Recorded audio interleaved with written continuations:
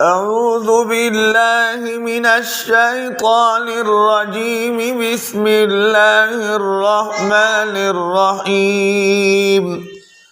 هل أتى على الإنسان حين من الدهر لم يكن شيئا مذكورا إنا خلقنا الإنسان من نطفة أمشاج نبتليه فجعلناه سميعا بصيرا إنا هديناه السبيل إما شاكرا وإما كفورا إنا أعتدنا للكافرين سلاسل وأغلالا وسعيرا إن الأبرار يشربون من كأس كان مزاجها كافورا عينا يشرب بها عباد الله يفجرونها تفجيرا يوفون بالنذر ويخافون يوما كان شره مستطيرا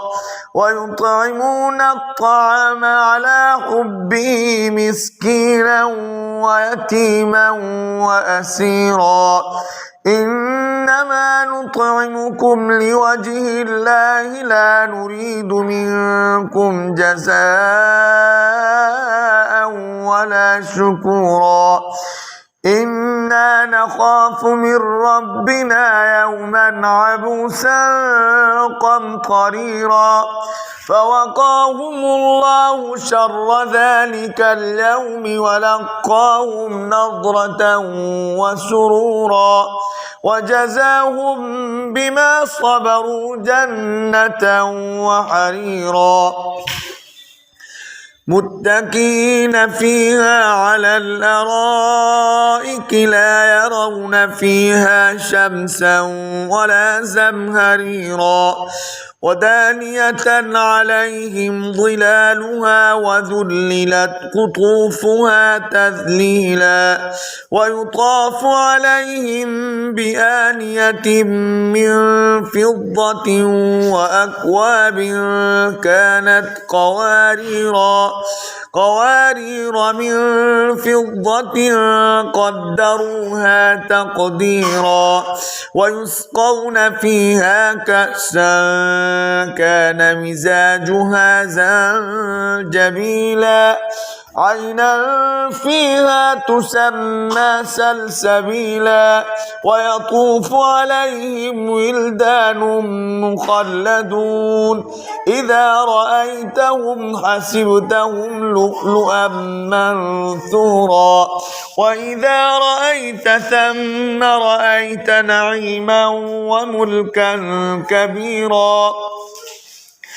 عاليهم ثياب سندس خضر واستبرق وحلوا أساور من فضة وسقاهم ربهم شرابا طهورا إن هذا كان لكم جزاء وكان سعيكم مشكورا إنا نحن نزلنا عليك القرآن تنزيلا فاصبر لحكم ربك ولا تطع منهم آثما أو كفورا واذكر اسم ربك بكرة وأصيلا ومن الليل فاسجد له وسبحه ليلا طويلا إن هؤلاء يحبون العاجلة يحبون العاجلة ويذرون وراءهم يوما ثقيلا نحن خلقناهم وشددنا أسرهم وإذا شئنا بدلنا أمثالهم تبديلا إن هذه تذكرة فمن شاء اتخذ إلى ربه سبيلا